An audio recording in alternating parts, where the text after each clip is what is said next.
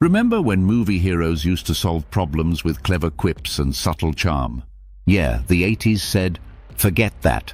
Let's have them punch a shark, flex through an explosion, and then drop a one-liner so cheesy it could fund a dairy farm. Welcome to the greatest era of cinema, where muscles were massive, logic was optional, and every climax involved at least one slow-motion walk away from a fireball. From disco detectives to one-man armies, the 70s gave us heroes who relied on wit, luck, and maybe a well-timed cigarette flick. Al Pacino in Serpico took down corruption with a righteous moustache and a lot of yelling.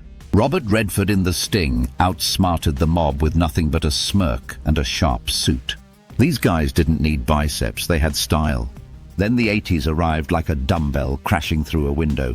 Suddenly, heroes weren't just strong, they were walking anatomy charts with a body count.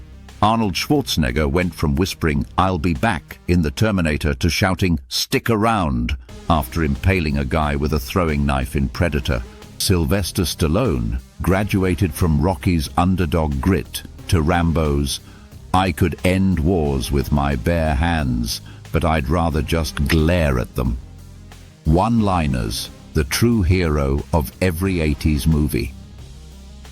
If the 80s taught us anything, it's that the best way to end a fight isn't with silence.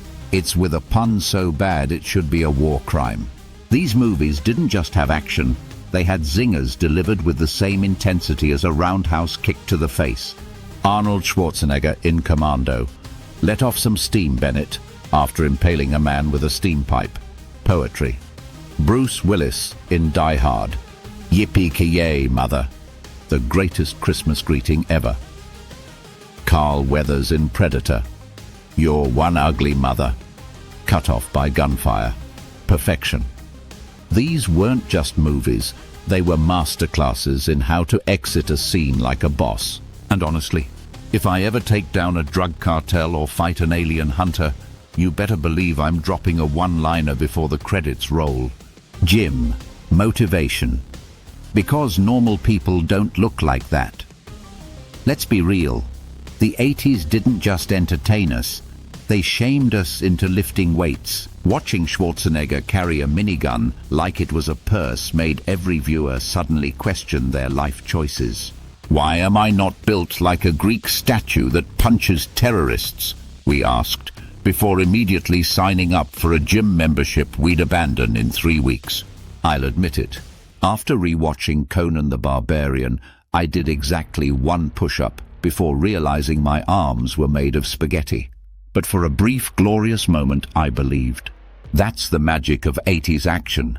It made us think we could be the ones jumping off cliffs, snapping necks, and delivering justice with a well-oiled torso. The legacy.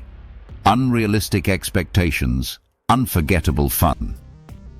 The 80s didn't just change action movies, they perfected them.